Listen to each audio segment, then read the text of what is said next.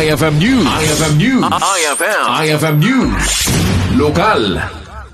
Nangisayang ka ti General Artemio Ricarte Senior High School iti siyudad ti Batak ti may sa programa para ito opisyal a panaglukat ti klase para ti school year 2026-2027 anang ipaduyakyak iti naragsak a panangpasangbay kadagiti estudyante manipod kadagiti na dumadumang academic strand ti grade 11 kang grade 12. Uray pay no nagtudo iti aldaw ti panaglukat ti klase impakita dagiti estudyante ti GARS ti panagkaykaysa ken aktibo babaen kadagiti panagkankanta ken panagpartisipar kadagiti na dumadumang aktibidad iti programa. Nakita met ti naragsak a panagurnos ti eskwelaan bayat ti opening program anang ted iti positibo a panangipasdek para iti baro at awen ti panagadal. Nagbalin met ti programa kas may sa panagkikinnamayat dagiti estudyante. Nabara met ti panang welcome ni Dr. Marilo Balasales, Chief ti Curriculum Implementation ti Schools Division Office ti Siyudad ti Batak, kadagiti estudyante ket ditoy nga batad na at ti programa ket mangipakita iti disiplina ken panagkaykaysa dagiti estudyante tapno agbalin a produktibo iti panagadal do. As we open another school year, we do so with renewed hope, enthusiasm, and a shared commitment to excellence.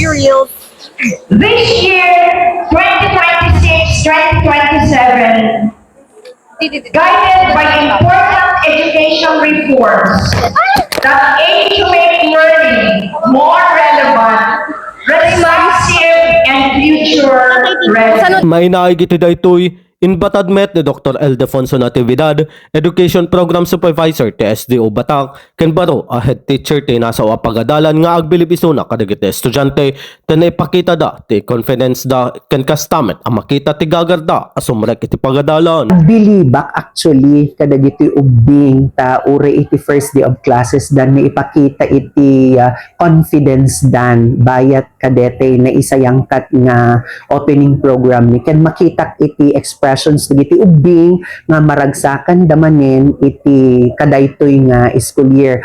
Nagbakasyon da iti 2 months ngem kaslang man makita manen iti gagardan ti panagsubli. Nakaragragsak iti panang open actually iti General Artemio Senior High School iti itang nga school year ken dagiti SSLG ni nga nang organize including the advisor ket maragsakan nagbalay di daytoy. Welcome ni sayaat dagitay grade 11 damet grand entrance da nga makuna itatay and at the same time na ikanmot ti awards ti sumagmamanong nga sections ken individual nga nangipakita iti naan-anay nga gagarda itatta nga kanito nga panagbabasa manen.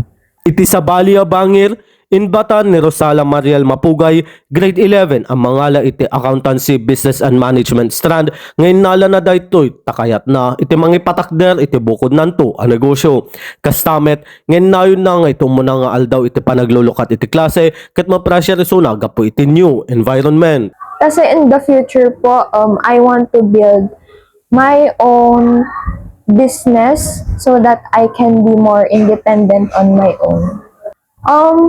Tatay pa nakasara ko po is pressure po kasi like new environment and pastification. Tapos itatay met po opening the school ni kat like I'm happy kasi like nagadumati nag-energetic na katao around me tatay. Kabayatan na inayon ni Mapugay nga ekspektaran na abayat ti panagserek na iti baro atukad ti panagadal ket masursuruan na itad adu pay abanag ken kastamet a makamamo itad adu pay nga agbalin agagayam na.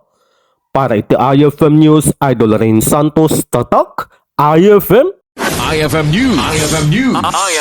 IFM News. Lokal.